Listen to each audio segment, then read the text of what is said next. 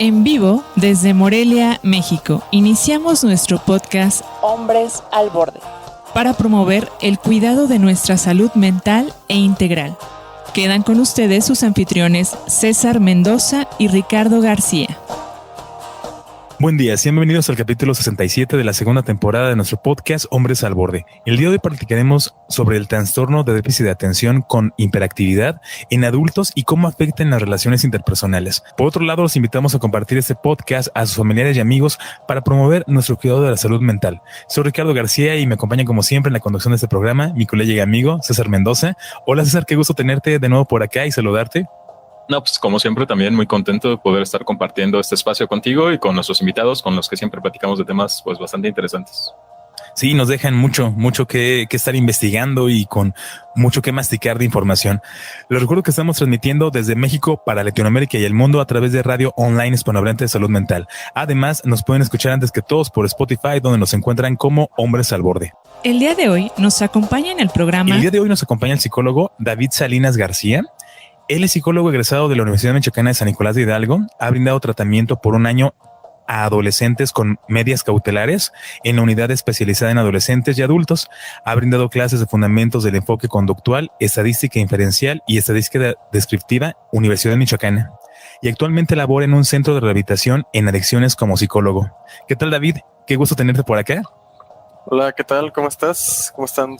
Muy bien, muy bien. Y además también me gustaría agregar que además de que él es un invitado, colega, también es mi primo y hace un buen rato que ya no habíamos tenido contacto, pero mira, qué bueno que las circunstancias pudieron acomodarse para poder vernos con un tema tan interesante. Y para todos los que nos están escuchando, les vamos a platicar la dinámica. Bueno, para los nuevos, ya que los que nos siguen ya saben de qué se trata, pero bueno, no está de más comentarlo. Hacemos primero una serie de preguntas donde contestamos si estamos de acuerdo o en desacuerdo. Recuerden que también todos los que nos están escuchando pueden también contestar desde allá o hacer algún comentario y ya después comentamos por qué estamos en esa posición. Más adelante realizamos un pequeño juego de rol y después brindamos información respecto a recursos como películas, artículos, libros que nos hablen más un poquito de esta cuestión del tema. Entonces, bueno, si están preparados, comenzamos con la primera pregunta.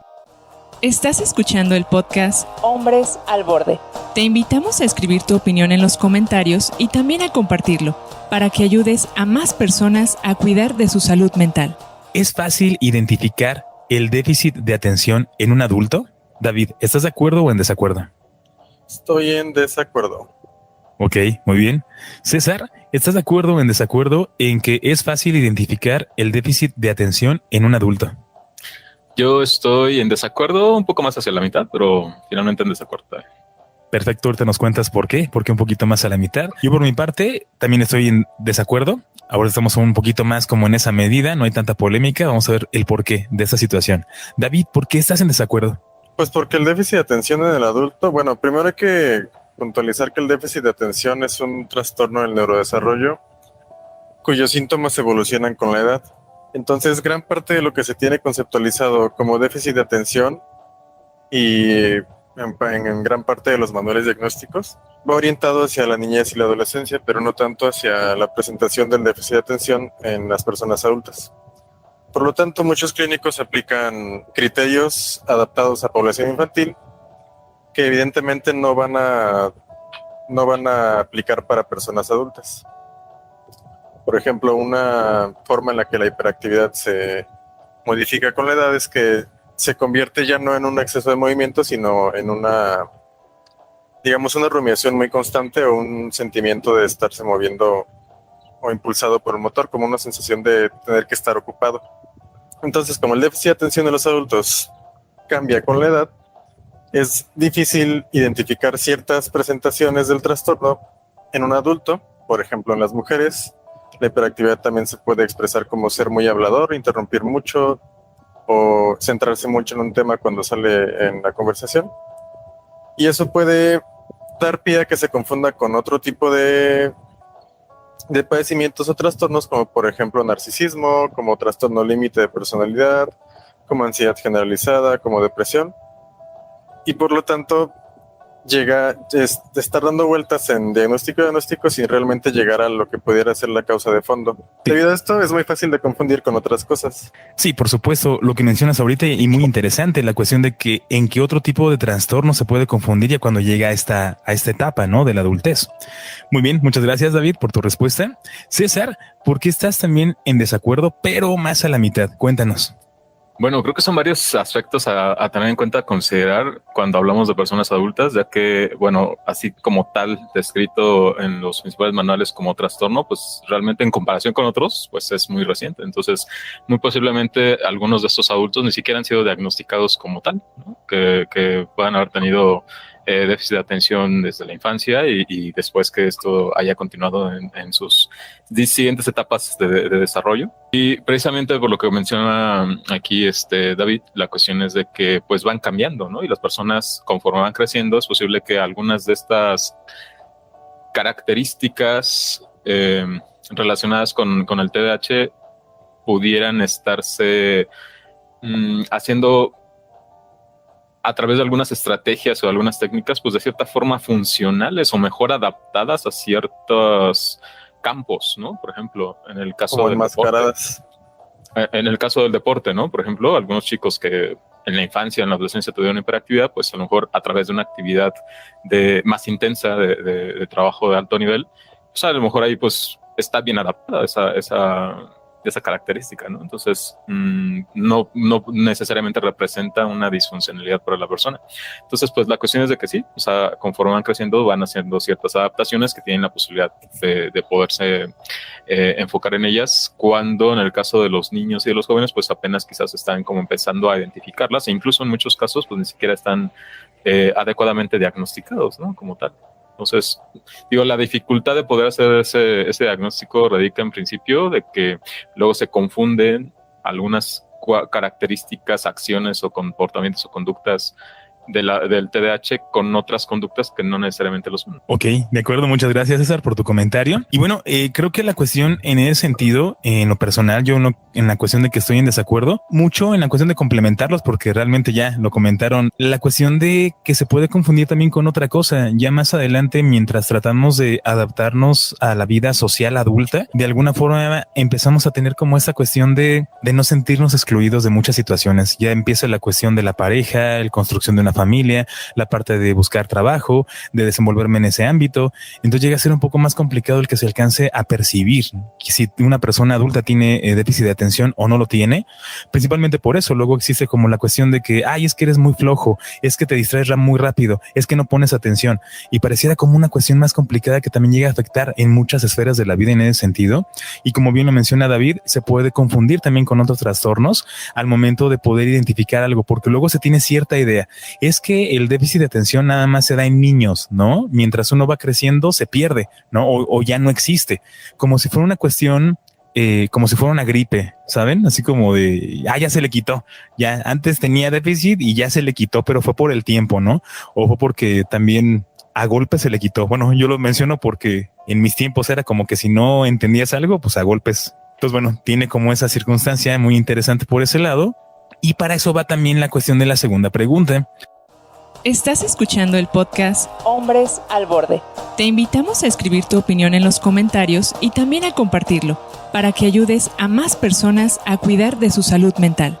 Que va muy encaminada a esta cuestión de las creencias. A lo mejor nosotros que conocemos un poquito más del tema entendemos ciertas cuestiones, pero bueno, para todo nuestro público creo que es una pregunta muy interesante. ¿Los padres de familia o tutores son responsables del déficit de atención? David, ¿estás de acuerdo o en desacuerdo? Yo diría que sí, pero por una cuestión diferente. Ok, bien. Entonces, ¿estarías de acuerdo? Ahorita nos explicas el por qué. César, ¿estás de acuerdo o en desacuerdo en que los padres de familia o tutores son responsables del déficit de atención? Voy a decir que estoy de acuerdo también. Ok, muy bien. Yo por ese lado diría que también estoy de acuerdo. Me hubiera gustado estar en contra de ustedes, pero no puedo contra la cuestión de lo que quiero comentar y también de los fundamentos. Pero bueno, vamos a explicar por qué. Principalmente, y va más la pregunta, porque muchas veces hay cierta información que tenemos en creencias culturales y tradicionales respecto a este tipo de tema. Y como lo mencionaba César, bien difícil porque es un nuevo trastorno de alguna forma. Luego no se cree que sea cierto, ¿no? Si por ahí llegamos a investigar como todas las circunstancias, luego es como que eso nada más se da en Estados Unidos y no en otro lado, ¿no? Son cuestiones también de creencias que se van dando. Pero bueno, vamos a explicar por qué están en esa postura. David, ¿por qué estás de acuerdo? Pues bueno, estoy de acuerdo en que los padres son en cierto modo responsables, no tanto por un tema de disciplina de crianza, sino por el tema de la alta heredabilidad del trastorno. Es un trastorno altamente heredable que prácticamente el 70% de los niños con padres que tienen déficit de atención van a también presentar el trastorno. De hecho, muchos adultos con déficit de atención llegan al diagnóstico porque llevaron a su hijo al psiquiatra, le detectaron déficit de atención y después a ellos también, soy como mi hijo, doctor, ¿qué pasó aquí? Entonces, pues resulta ser que ellos también Sí. tenían el trastorno, pero nunca se habían dado cuenta o nunca habían acudido pues, con un profesional de la salud mental que pudiera detectarlo. Entonces, desde el punto de vista de los genes y la heredabilidad, pues sí, son en cierto modo responsables, pero en el tema de crianza y en el tema de disciplina, pues no, porque el déficit de atención no es producto de la mala disciplina o de una mala crianza parental, sino más bien de pues esta parte de un desarrollo, digamos, desviado de la norma o de lo que debería ser el curso normal de un desarrollo durante la vida del cerebro. Entonces, pues de la parte genética sí, de la parte de crianza no. Ok, de acuerdo. Bien, excelente. Muchas gracias, David. César, ¿por qué estás de acuerdo? A lo mejor haciendo algunas precisiones, yo estaría más bien en desacuerdo de lo que ahorita comentaba David, en el sentido de que tanto en la parte de herencia como en la crianza también los padres son responsables, porque evidentemente un niño por sí solo no tiene la posibilidad de aprender o de incorporar formas de cómo afrontar o resolver ciertas situaciones de su vida, ¿no? O sea, es decir, si es un hecho que tiene ciertas características o condiciones por el déficit de atención o por la hiperactividad, pero eso no significa tampoco que simplemente se le va a dejar a que haga lo que quiera o como él lo quiera, ¿no? Por efecto de yo creo más bien la cuestión era de no porque lo críen mal le va a dar déficit de atención, entonces no tiene que ver con la crianza porque no está su causa en la crianza.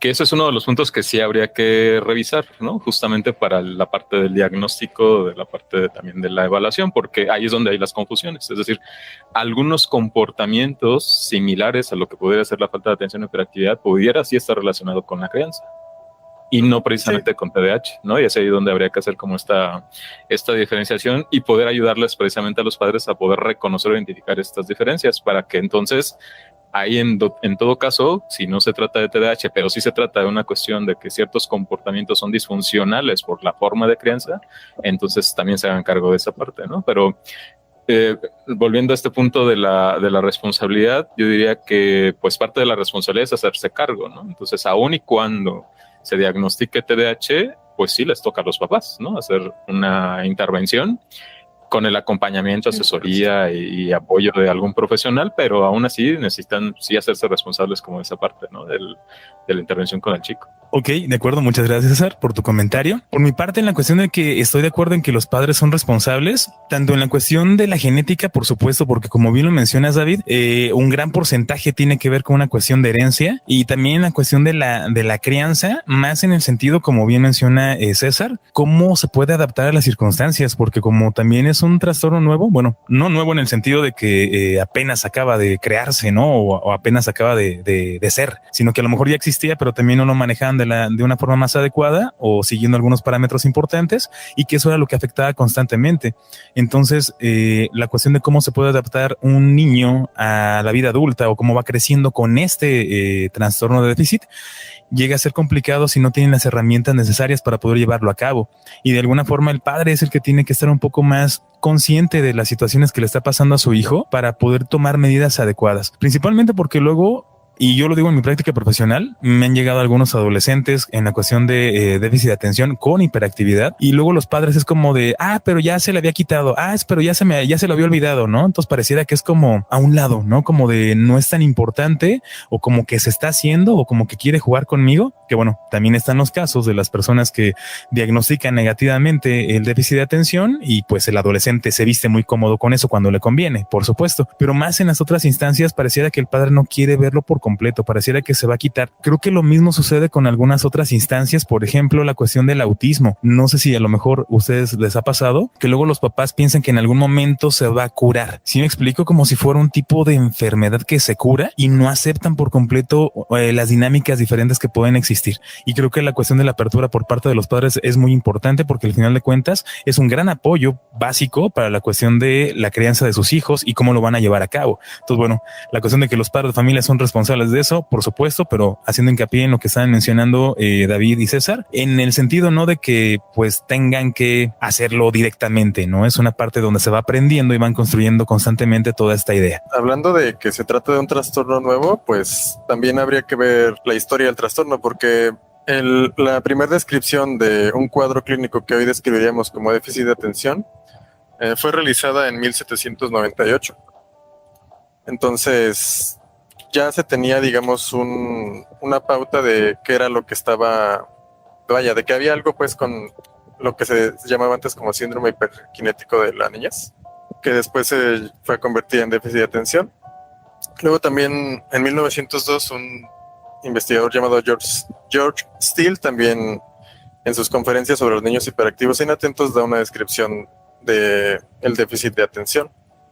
Entonces, si bien a lo mejor se puede pensar que es un trastorno reciente por la popularidad que a lo mejor ha llegado a tener en la vida cotidiana, la historia del trastorno es realmente pues un poco más vasta de lo que parece ver en realidad o de lo que se ve en primera instancia. Oh, de acuerdo. Es una información que nos ayuda bastante también para todos los que nos están escuchando, porque si no, luego uno cuando escucha la parte de déficit de atención y aparte también la cuestión de algunas pruebas psicométricas más allá de la entrevista clínica que se pueda como diagnosticar por completo, creo que también va avanzando, ¿no? Y creo que esa es la cuestión, como mencionas, muy popular, se ha dado constantemente y ya también han cambiado, ¿no? Las cuestiones de los usos y parámetros para poder llevar a cabo como los ejercicios importantes. Bien, muchas gracias David por ese comentario. Algo muy importante también en esta parte es que ya cuando llegamos a la vida adulta y como lo mencionábamos en la primera pregunta, llega a confundirse con algunas cosas y eso llega a ocasionar que entonces nos estamos haciendo, ¿no? Una persona que tiene déficit parece que se está haciendo y que realmente no quiere hacer otras cosas y por eso se justifica con algunas otras. Y lo importante es alcanzar a averiguar ese tipo de cosas. Para eso va la siguiente pregunta. La siguiente pregunta sería... ¿Estás escuchando el podcast Hombres al Borde? Te invitamos a escribir tu opinión en los comentarios y también a compartirlo para que ayudes a más personas a cuidar de su salud mental. ¿El déficit de atención en adultos influye de manera negativa en una relación de pareja? David, ¿estás de acuerdo o en desacuerdo? Sí, sí puede. Ok, muy bien. ¿Estarías de acuerdo? Va que va. César, ¿estás de acuerdo o en desacuerdo en que el déficit de atención en adultos influye de manera negativa en una relación de pareja? Yo estoy de acuerdo también. Yo creo que también sí podría. Ok, muy bien. Yo también estoy de acuerdo. Aún no llegamos a ninguna polémica, así como contradictoria de por qué, que de todos modos es una información que nos ayuda bastante. Pero bueno, vamos a escucharlos para ver qué nos comentan respecto a eso. ¿Por qué estás de acuerdo, David? Pues bueno, en primer lugar porque el déficit de atención como lo conocemos actualmente ya no se conceptualiza como un déficit de atención, sino como una atención inconsistente y sobre todo como un trastorno en el que están afectadas las funciones superiores o las funciones ejecutivas, es decir, la memoria a corto plazo, la memoria a largo plazo, el control de impulsos, el control atencional, entre ellos la regulación emocional. Por lo tanto, es muy común en las personas con déficit de atención que se les confunda justamente con personas con trastorno límite, porque existe una desregulación de las emociones en estas personas.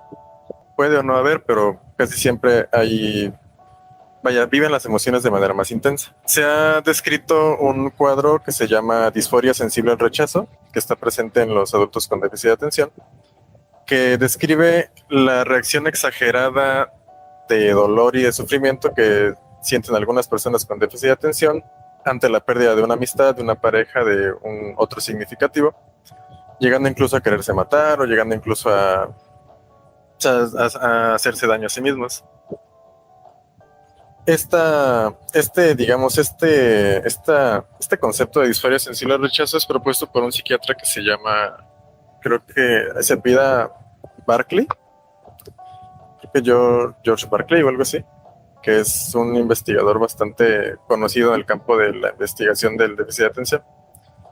Y propiamente no es una entidad clínica, es decir, no está en ningún manual de diagnóstico de déficit de atención, pero es algo que propone este investigador. Entonces, retomando la pregunta, esa puede ser una de las varias causas por las que una persona con déficit de atención pueda tener en promedio mayores problemas de pareja que una persona que no presenta el síndrome.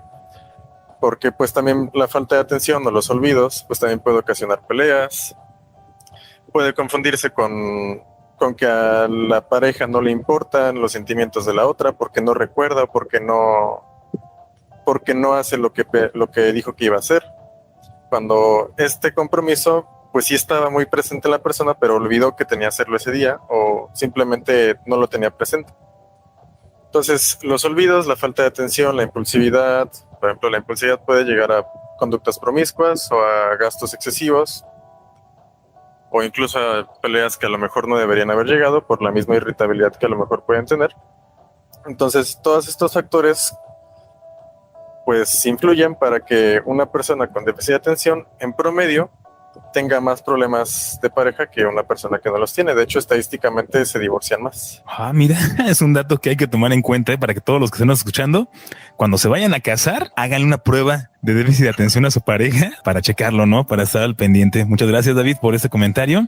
César, ¿por qué estás de acuerdo? Pues creo que David explicó muy bien, ¿no? En cada caso, las diferentes consecuencias o efectos que puede haber en la relación de pareja. Yo creo que precisamente solamente cabría mencionar el aspecto de que, pues, como muchas de estas características no es que se relacionen directamente con o no estén diagnosticadas o directamente evaluadas, ¿no? Como el déficit de atención, pues se parece como si fuera parte de la vida normal, ¿no? De las relaciones de pareja, o sea, de que haya como ese tipo de discusiones o de comportamientos violentos, de comportamientos impulsivos, de faltas de concentración, dificultades para poder realizar actividades con calma o tranquilidad, ¿no? Cuando son necesarias o requeridas, y a veces se puede estar normalizando y eso puede estar produciendo algún tipo de conflicto en la relación. Y creo que, pues bueno, ese es un punto que puede tomarse en cuenta, ¿no? En consideración como una señal o señales que pueden estarse poniendo ahí como de alerta para poder estar como que valorando, ¿no? Que tanto si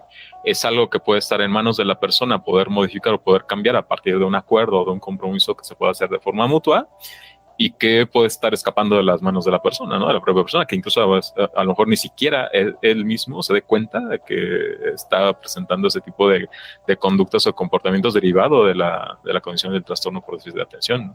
Entonces, sí, y también resaltar como la importancia que también, por ejemplo, ya sea la pareja, ya sea una de las dos parejas, que es la pareja que no tiene déficit de atención, se informe también y pueda conocer a fondo pues en qué consiste, digamos, lo que tiene su pareja, para que de esa forma también puedan hacerse adaptaciones o acuerdos que de cierta manera sean inclusivos pues al trastorno de la pareja, porque a fin de cuentas no es algo que decidió, sino que nació con eso, y que por mucho que haga, se pueden hacer compromisos destinados a mejorar la convivencia. Sin embargo, también debe estar esta comprensión de no siempre voy a poder ser consistente con lo que me estoy comprometiendo.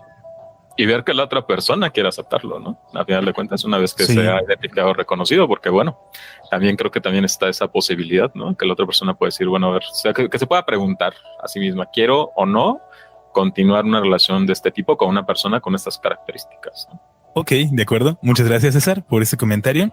Yo en la cuestión de que estoy de acuerdo, ya la verdad los dos lo explicaron muy bien. No me queda más que complementar algunas situaciones importantes en ese ámbito, porque cuando se diagnostica a lo mejor la cuestión del déficit de atención en algún niño, se presenta más en la cuestión académica. En la cuestión académica es porque ya no pone atención en ciertas clases, en algunas, porque también la cuestión del déficit de atención no significa que en todo no pongo atención, sino que depende mucho de lo que a mí me gusta, ¿no? De lo que al niño le gusta, como para que fije su atención directamente comenten algo y que lo demás pase desapercibido. Tiene que ver mucho con eso porque también hay unas situaciones muy interesantes, cuestiones de intelectualidad, cuestiones de alta sensibilidad que se pueden dar o no dependiendo del grado también de este déficit, y creo que es muy importante alcanzar a percibirlo. También la cuestión de este déficit en el niño sucede cuando hay alguna actividad familiar o cuando se está haciendo algo en familia también, pero digamos que es mucho más reducido que cuando uno ya es adulto, y cuando ya uno es adulto tiene muchas más responsabilidades que estar atendiendo, y que por eso se alcanza a percibir que afecta en una relación de pareja, por supuesto, porque es la parte en donde ya no me pone atención mi pareja,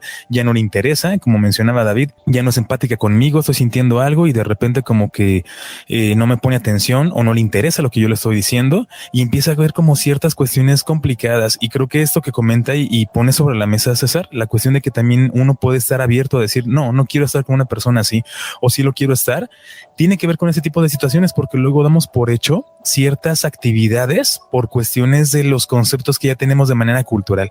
Ya lo mencionábamos en algunos programas de la cuestión de las relaciones de pareja, que de repente es complicado la comunicación porque cada uno tiene su propio concepto de las cosas. A lo mejor en una relación para una parte una cosa es amor y para la otra parte otra cosa es amor, que no son iguales o que se diferencian, y pareciera que tienes que entenderme. Y eso puede suceder mucho en la cuestión de el trastorno de déficit de atención en la pareja, la cuestión de que comprende que estoy pasando por esto, pero que también qué se puede hacer al respecto. Entonces, bueno, creo que es una cuestión que se va haciendo constante, y como ya lo mencionábamos, pues que cuando vayan a estar con una persona o hasta casarse, vayan a checarlo, porque luego hay una situación en donde se puede confundir, se dan por hecho cosas, y como ya lo mencionaba David, si hay un gran porcentaje de divorcios, pues no esperemos que pase, ¿no? Esa situación. César, ¿quieres comentar algo más? Sí, nada más como para hacer ahí una acotación, porque no sé si entendí bien de lo que ahorita estabas diciendo, pero algo así mencionabas de que si se manifiesta o se identifican algunas de estas características en la escuela, no significa que en otros ámbitos va a ser igual. Pero la cuestión con el TDAH precisamente es lo contrario, es decir, para que se pueda diagnosticar como tal, no es que solamente se observen este tipo de comportamientos en un solo ámbito, sino que necesariamente tiene que haber en otros contextos donde también le afecte a la persona, para que eso pueda ser una señal de que, bueno, es más probable que efectivamente se trate de TDAH, porque si fuera solamente en un ámbito, más bien ahí tendríamos que valorar los aspectos específicos de ese contexto en particular que posiblemente le puedan estar afectando o influyendo o siendo un factor como para que la persona pueda estar presentando ese tipo de comportamientos. Ah, claro, por supuesto, César, sí, qué bueno que lo comentas. Principalmente por eso a mí me ha tocado trabajar con niños que tienen déficit de atención, y en la cuestión del juego, al momento de jugar con ellos o hacer alguna dinámica un poco más lúdica, los niños se centran muy bien. Y por supuesto con las demás situaciones llegan a ser un poco más, sí, distraídos en ese sentido. La atención se va como yendo por todos lados, ya no se pueden centrar por completo. Y depende de esa cuestión también. Por eso es que muchas veces, que ahorita vamos a también tocar ese tema interesante, qué tipo de actividades son las que se pueden estar como influyendo en este tipo de dinámicas. De hecho, es algo muy importante. Sí. Perdón que te interrumpa. De hecho, este psiquiatra, este investigador, también propone pues una teoría sobre el déficit de atención, de que pues este déficit no es tanto un déficit sino una atención inconsistente, y propone algo que él ya describe como el sistema nervioso basado en intereses. ¿Qué quiere decir esto? Que a las personas con déficit de atención no las motiva el sentido de importancia o de urgencia, sino el sentido de interés que tienen en una actividad. Entonces, los niños con déficit de atención es muy común que se concentren en cosas que les gustan, pero sean incapaces de concentrarse en cosas que no les gustan, o que pierdan el tiempo enfocándose en una cosa que les gusta mucho, llegando incluso a una presentación que también comparten muchas personas con déficit de atención y personas autistas, que se llama hiperfoco, que es un estado en el que la persona se concentra tanto en una actividad que incluso pierde la noción del tiempo. Se dice mucho el chiste de que una señora que tenía déficit de atención se concentró tanto tejiendo que no vio que su casa se estaba quemando hasta que llegaron los bomberos. Entonces, esa es una de las formas en las que también se pueden expresar esta atención inconsistente en el déficit de atención. Ok, muy interesante. ¿Sí? No, a mí me parece interesante justamente el plantearlo desde esa perspectiva, ¿no? Porque también, con base en lo que dices y lo que entiendo es que entonces este investigador no lo describe como un trastorno, como si lo hace el DSM, por ejemplo, ¿no? Desde una perspectiva psiquiátrica. Y ahí es donde justamente todavía en la actualidad sigue habiendo esa discusión, ¿no? Porque hay todo un bando, ¿no? Que está como muy a favor de describirlo desde un término médico psiquiátrico, ¿no? Y tomando como referencia las investigaciones que sustentan el DSM. Y por otra parte, hay otro grupo, ¿no? de investigadores e individuos que también no lo ven como desde ese enfoque, desde esa perspectiva, y luego de ahí mezclan también algunos intereses económicos, ¿no? Sobre todo con relación a la medicación, ¿no? Y a que las farmacéuticas luego de pronto también están interviniendo para fomentar como el diagnóstico de TDAH, precisamente para incrementar las ventas de ciertos medicamentos. Pues se lo puede ver de varias formas, porque digamos, hay un movimiento que se llama el movimiento de la neurodiversidad, que justamente es un movimiento que inicia por personas autistas que no quieren que las patologicen. O sea, ser autista no es estar enfermo, es simplemente tener un cerebro que funciona de forma diferente a los demás y que no forma parte de la patología, sino de la diversidad. Entonces, bajo este movimiento, muchas, digamos, trastornos o enfermedades mentales del DSM pues tienen un pequeño espacio, sobre todo aquellas que son de nacimiento, porque lo que se busca también con estos movimientos es que no se lo vea como una patología, sino como una divergencia en el desarrollo, o sea, como parte de la diversidad humana.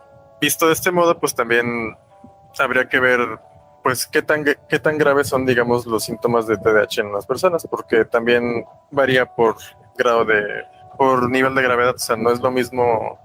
Pudiera ser incluso también un espectro. O sea, no todas las personas con déficit de atención tienen síntomas de déficit de atención tan incapacitantes o tan graves como para requerir alguna intervención.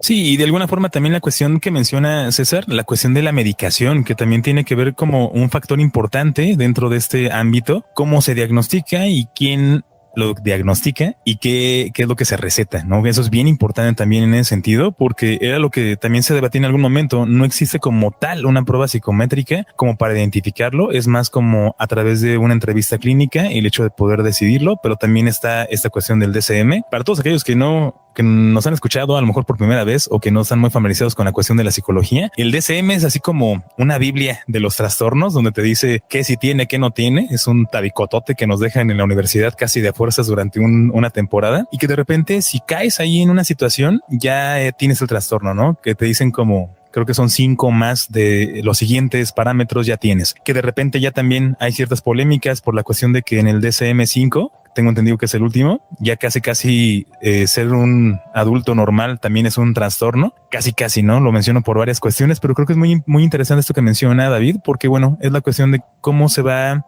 informando este tipo de situación, tanto a nivel neurológico, a nivel orgánico, y cómo es su funcionalidad también, en qué tan grave puede ser, ¿no? Qué nivel de gravedad puede existir. Y creo que es bien importante este tipo de situaciones porque a lo mejor alguien de aquí puede tener una relación muy mala en pareja y puede decir, ahorita escuchando esto, pues puedo decirle a mi pareja que tengo déficit, ¿no? Y así ya me libro de todo. Es importante analizarlo, ¿no? Y a lo mejor no dar por hecho el que, sí, tiene todos esos parámetros, entonces lo es, porque también es por eso que en lo personal, en la práctica profesional me ha llegado a algunos pacientes que tienen esto mal diagnosticado y que de alguna forma se visten y los que están alrededor también lo visten y es muy cómodo para la persona y se alcanza a percibir que no tiene estos niveles, ¿no? En esa cuestión, y creo que es lo importante de esas situaciones y más en la cuestión de los niños o adolescentes, que aún no tienen como esta capacidad de entenderlo diferente y que ya en los adultos es un poco más complicado por ese lado.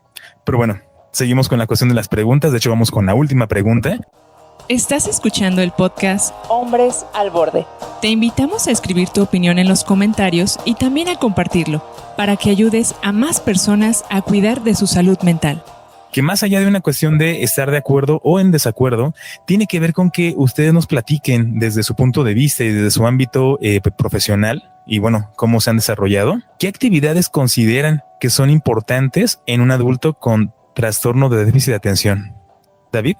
Pues yo creo que cualquier actividad es buena. O sea, realmente no creo que pueda haber una distinción tan clara en qué actividades son mejores para una persona con déficit de atención, porque pues muchas veces va en función de las problemáticas particulares de cada persona. Entonces más bien pues lo que te ayude al problema que tengas pues, es la actividad que mejor te puede ayudar, sobre todo porque como como es esta parte del sistema nervioso basado en intereses, pues una actividad que se recomiende a lo mejor no va a ser pues del mismo interés que para otra persona. Ok, de acuerdo. Tendría que ver con la cuestión de qué es lo que le interesa a la persona, ¿no? Para que se pueda desarrollar un poco más en ese sentido. César, ¿qué nos puedes compartir en esta parte? ¿Qué actividades consideras que son importantes en un adulto con trastorno de déficit de atención? Para mí, yo creo que lo fundamental en principio es que realice una serie de evaluaciones para que su diagnóstico sea tal, ¿no? El trastorno en sí.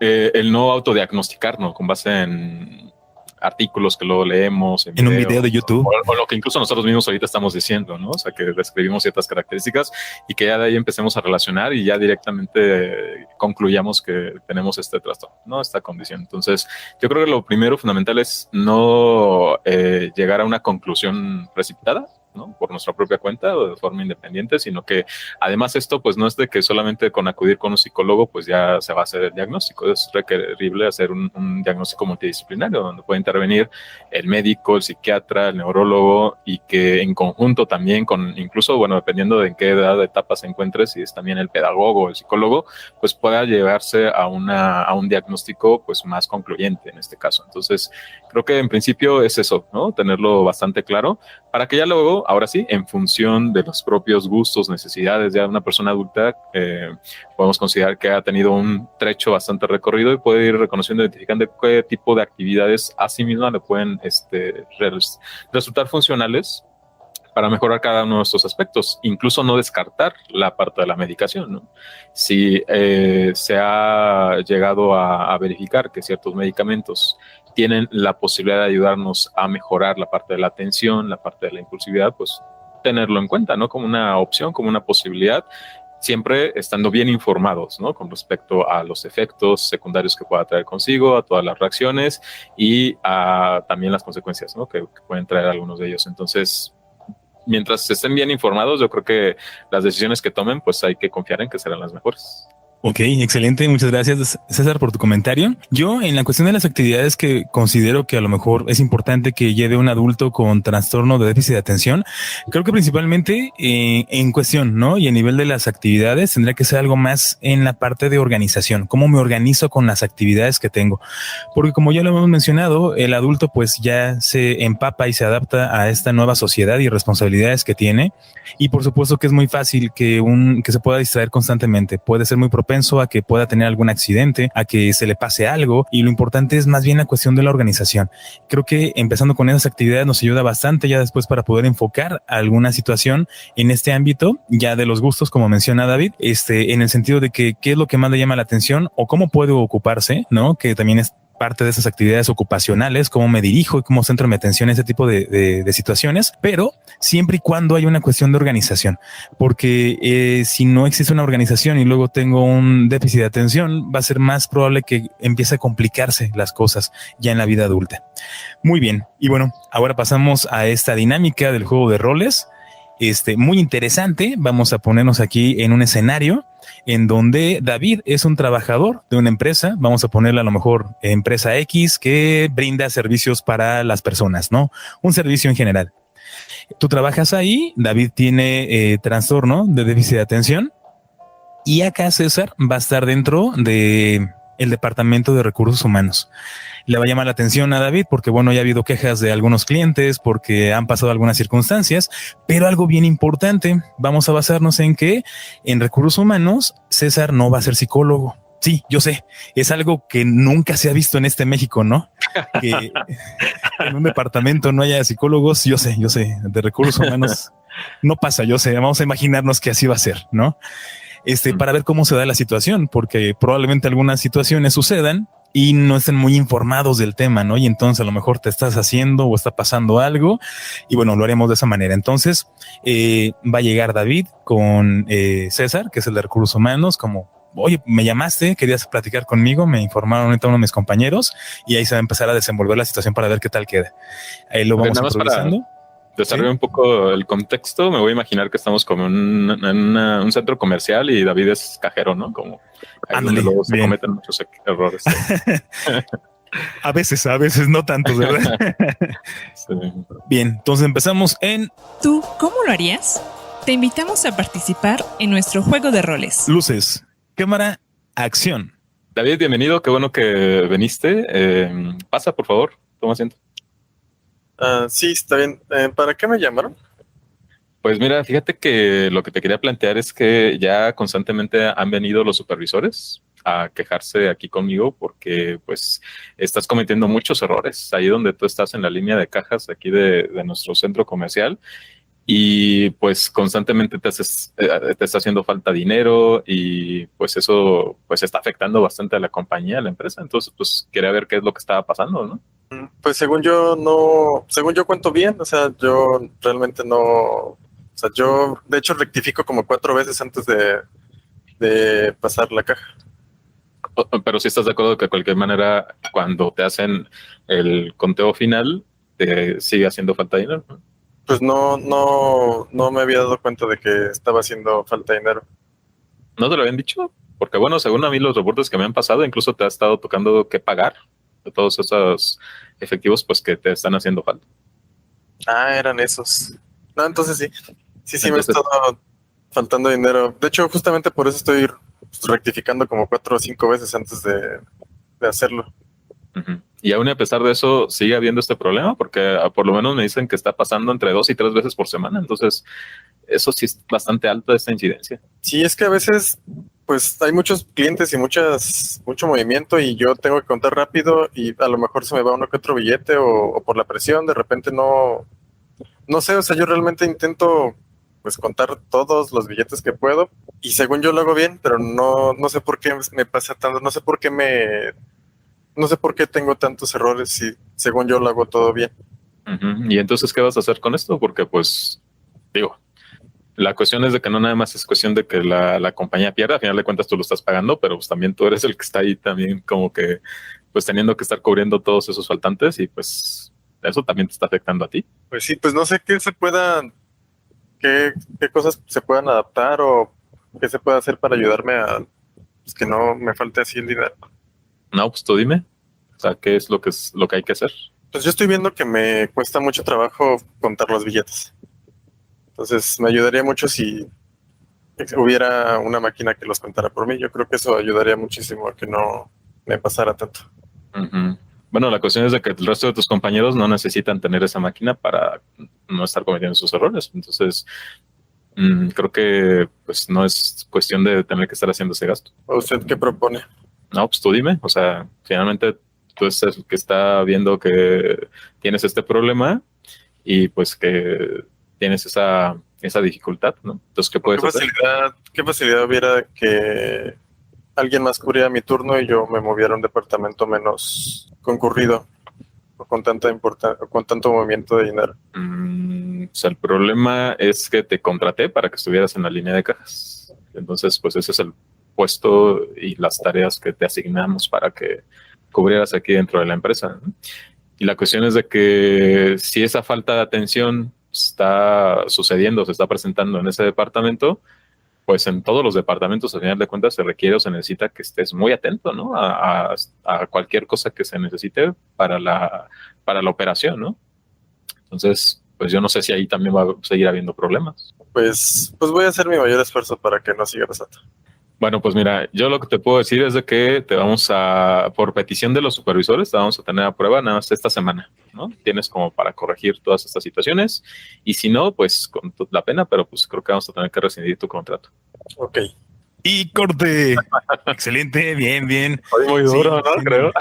No, está bien, es que ¿Tú cómo lo harías? Te invitamos a participar en nuestro juego de roles. Pero esto sí resalta una cosa y es que no existe un marco legal de protección.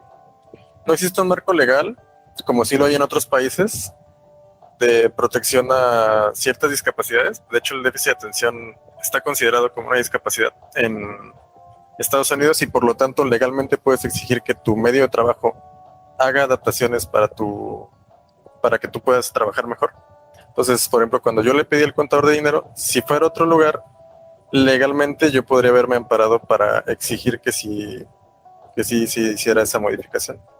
Luego aquí se entremezclan otro tipo de situaciones conflictivas, ¿no? Que tienen que ver con las cuestiones de derechos humanos o discriminación, porque, por ejemplo, actualmente no puedes, por motivo de discapacidad o algunas otras condiciones específicas, negarle el trabajo, ¿no? A alguien. Y es posible que una de estas cuestiones es de que también uno no puede estar indagando así como qué enfermedades tienes, ¿no? O si en el caso de las mujeres, si te vas a embarazar, ¿no? Y porque esa puede ser una condición como para que uno limite la contratación de una persona. Entonces, igual en este caso, ¿no? O sea, uno no puede preguntar si tienes déficit de atención, ¿no? Y a veces ni siquiera se nos ocurre, ¿no? Como reclutadores, pensar como una posibilidad de que esta persona pudiera llegar a tener, o sea, no está, digamos, en los cuestionarios, ¿no? De entrevista de reclutamiento. Entonces, eso es algo que se descubre hasta después, ¿no? Justamente. O sea, ya cuando la persona está contratada y pues bueno, o sea, ahí es como, pues ahora qué puede hacer la empresa o qué puede hacer la compañía justamente como para mejorar esos aspectos. Y además una de las principales razones por las que tantos adultos después son diagnosticados con déficit de atención. Porque a lo mejor en la niñez, cuando sus papás les ayudaban, cuando estaban como un poquito, cuando caían sobre suavecito básicamente, pues los problemas del déficit de atención no eran tan evidentes, y no es hasta en la vida adulta, cuando ya se tienen que enfrentar a las responsabilidades y exigencias de la vida laboral y de la vida adulta, que se dan cuenta de que no pueden rendir igual que sus otros compañeros. Y es entonces cuando llegan a buscar, cuando buscan el diagnóstico, cuando ven que algo anda mal, cuando quieren explicar el por qué no pueden rendir igual que sus otros compañeros. Entonces también eso, sí, pues es algo también muy importante.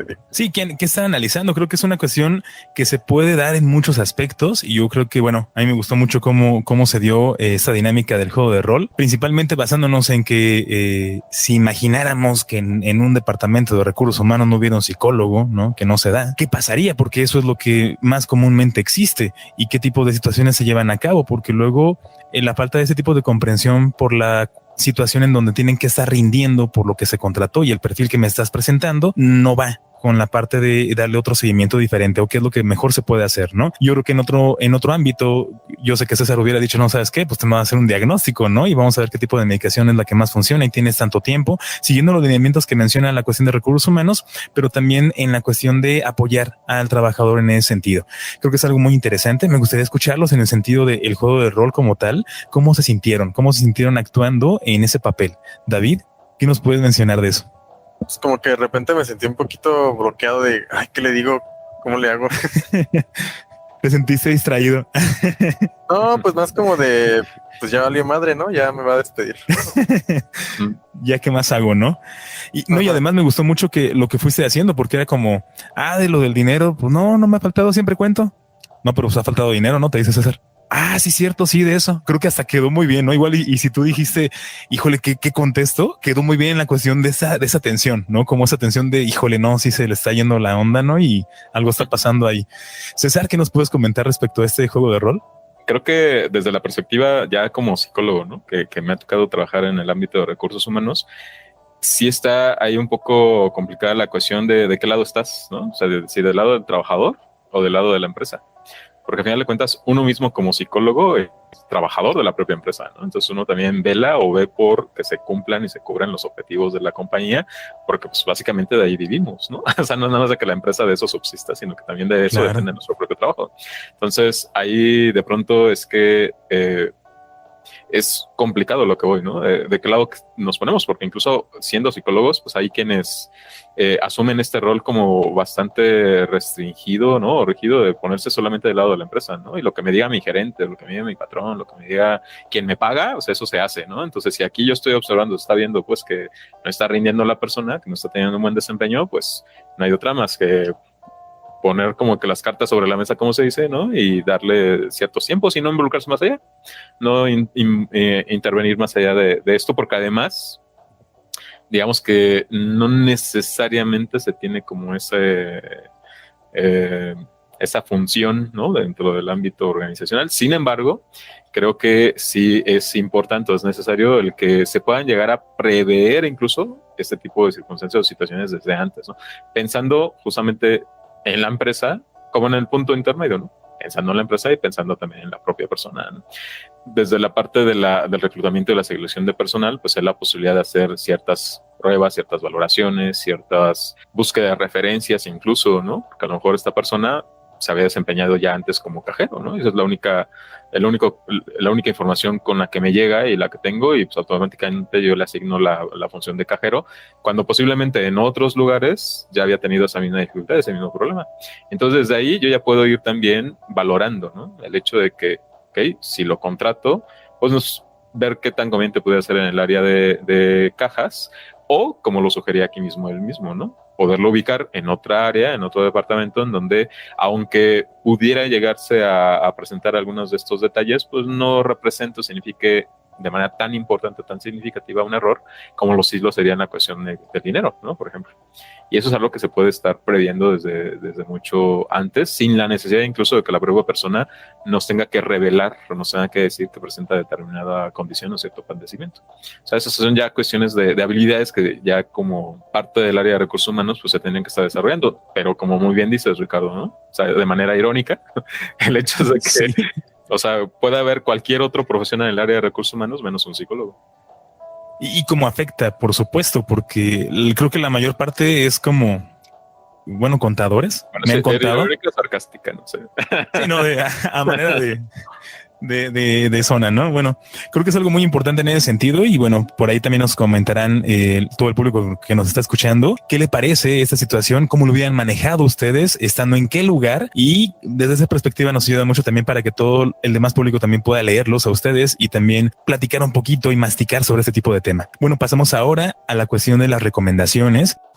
Sigue aprendiendo. Estas son las recomendaciones de la semana. Si tienes alguna recomendación, David, alguna película, artículo, algún libro que tenga que ver con el tema que nos pueda acercar un poco más a este conocimiento. Pues bueno, hay algunos libros que si ya tienes el diagnóstico de TDAH o si lo sospechas pueden ayudar mucho. Uno se llama Tomar el control del TDAH en la edad adulta y otro Kit de herramientas para adultos con TDAH. Esos dos pueden ser muy útiles porque uno aplica terapia cognitivo-conductual para manejar los síntomas del TDAH y el otro es más como una guía de autoayuda. Ok, de acuerdo. Muchas gracias, David, por las recomendaciones. Y creo que es algo bien importante, ¿no? En esa cuestión de las dinámicas. Bueno, aquí estando César en la cuestión del área de cognitivo-conductual, creo que nos podrá también decir sobre ese tipo de situaciones. Pero, César, ¿alguna recomendación que nos quieras hacer respecto a algún libro, artículo, alguna película que tenga que ver con el tema? Rápidamente lo que pudiéramos estar compartiendo como para seguir explorando ya de manera vívida o de forma real en algunas personas que han vivido justamente con esta condición, pues hay algunos programas o algunos documentales que podemos encontrar de manera muy accesible en YouTube. Uno de ellos es el que se llama así tal cual, documental TDAH, del canal Unidad Focus. Y tenemos otro que también, no sé si a ustedes les ha tocado ver, pero digo, eso no es promoción y publicidad, pero BBVA tiene un canal bastante interesante, sí, ¿no? Que se llama Juntos, ¿no? Juntos, en donde invitan a muchas personas que, bueno, ahí hay una gran diversidad de situaciones y de condiciones, pero bueno, una de ellas es José Ramón Gamo, que es neuropsicólogo, que trata el tema de crecer con el TDAH. Entonces también esa sería una recomendación. Excelente, muy bien. Muchas gracias, César. Por mi parte, quiero recomendar 2 artículos. Uno de ellos se llama Trastorno por déficit de atención, hiperactividad en adultos. Es de Valdizán e Izaguirre. Muy importante, lo pueden encontrar en internet para acercarnos un poquito más a este tipo de temas. Y el otro también es Trastorno de déficit de atención sin hiperactividad en adultos. Este es de Moreno Fontiveros. También lo pueden encontrar en internet. Son de esos artículos pequeños en donde viene muy estructurado cada una de las partes, explicándonos completamente qué es lo que más puede funcionar en el sentido de medicamentos, la gravedad, el nivel de intensidad. Creo que es muy importante acercarnos a este tipo de situaciones. Y bueno, ahorita comentando esta cuestión que tanto mencionaba David como lo que yo referenciaba a César en el aspecto de cognitivo-conductual, Por supuesto que nos ayuda bastante porque al final de cuentas es un trastorno que se dirige completamente en la cuestión conductual, ¿no? O sea, en la parte de cómo es que esta situación se va expresando a través de todo esto y que mejor que en algún momento también puedan acudir con algún psicólogo para darle un seguimiento si es que ustedes ya, los que nos están escuchando o sospechan o conocen a alguien que tiene déficit de atención, puedan darle un seguimiento de manera profesional. Bien importante, como lo mencionó ahorita César, no guiarnos a lo mejor por un video que vi en TikTok y todo lo que dijo sí soy, ¿no? Que ahora está muy de moda esa parte.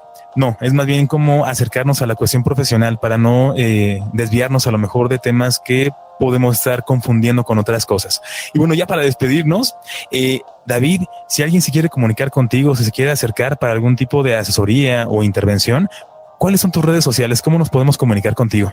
Pues mi página de Instagram se llama Neurodiversaurio. Mi WhatsApp pues es 436 114 96 36. Perfecto, muy bien. César, si alguien quiere comunicarse contigo para hacer alguna consulta, algún seguimiento de terapia o hablar sobre este tipo de tema, ¿cómo nos podemos comunicar contigo? ¿Cuáles son tus redes sociales?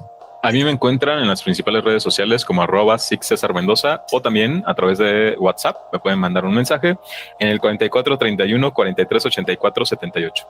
Perfecto. Yo por mi parte estoy en las redes sociales de Instagram, Facebook y Twitter como sic.ricardogarcía. También les paso por ahí mi WhatsApp si me quieren mandar algún mensaje.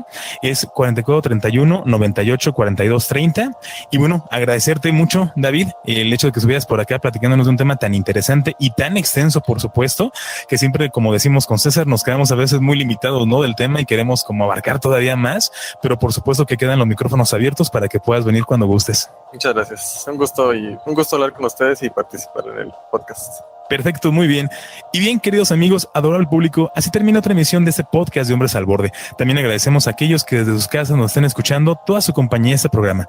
Los invitamos a compartirlo en sus redes sociales. Recuerden que nos pueden escuchar antes que todos por Spotify, además de que transmitimos de México para Latinoamérica y el mundo a través de Radio Online Hispanohablante de Salud Mental, donde nos encuentran como Hombres al Borde. También los invitamos a que nos hagan llegar sus comentarios y nos vemos en el próximo episodio. Este podcast es un producto del proyecto Apolo para la salud mental e integral del hombre. Puedes escucharlo antes que todos en Spotify y en Radio Online Hispanohablante de Salud Mental, donde nos encuentras como Hombres al Borde. También estamos en YouTube como Apolo Salud Mental.